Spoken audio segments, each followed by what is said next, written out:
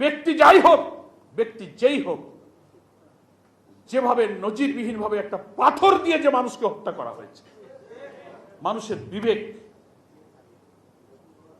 কাঁদছে, চোখের পানি ফেলছে অনেকে। সারাদিন আজকে অনেকে বলেছে, কাল রাত থেকে বলছে ওই দৃশ্যটা কয়েক সেকেন্ডের পরে আর চোখ দিতে পারছে না, ঘুমাতে পারে নাই অনেকে। তার ব্রেন নার্ভাসনেস এসে গেছে, বলছে যে এই দৃশ্য তো দেখে শেষ করা যায় না।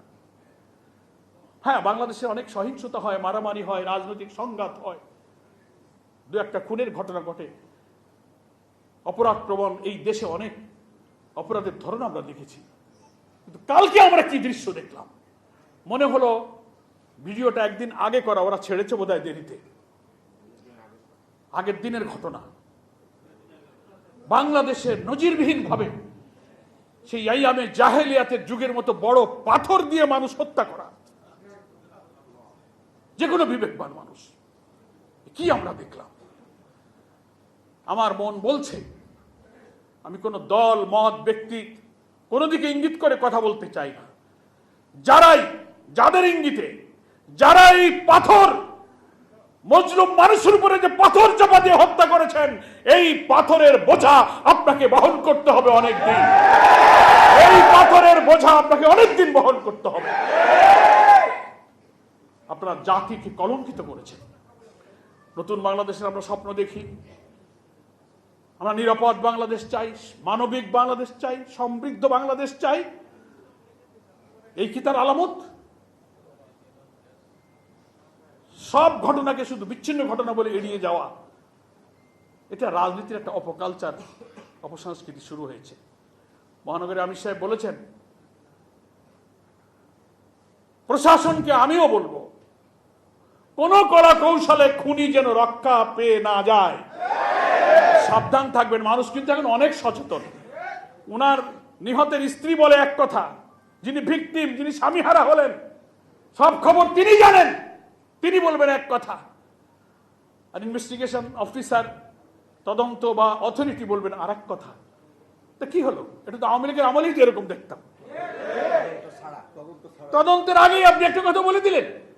কিন্তু শেখ হাসিনা স্টাইল, বিচার তদন্তের আগেই কইতো এটা জামাত শিবির করছে, কইতো না? তা আমরা যে বক্তৃতাটা করি,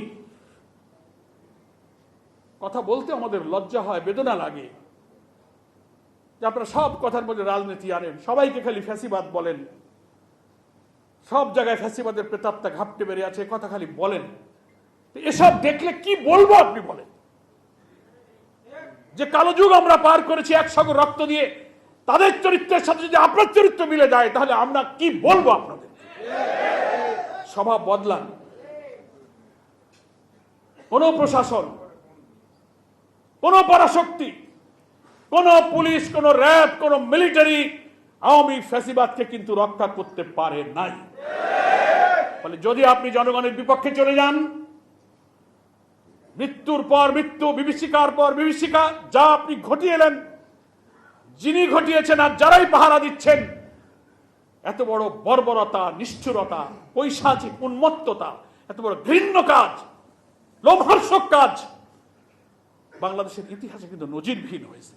সব মহলে আজকে সব আলোচনা হচ্ছে। আমি জামাত ইসলামীর পক্ষ থেকে তীব্র নিন্দা জানাই। আমাদের সম্মানিত আমিরে জামাত চীন সফরে আছেন, সেখান থেকে গভীর রাতে তিনি কথা বলতে পারছিলেন না যে আপনারা কি করছেন, কি হলো, এই নিষ্ঠুরতা দেশে হচ্ছে।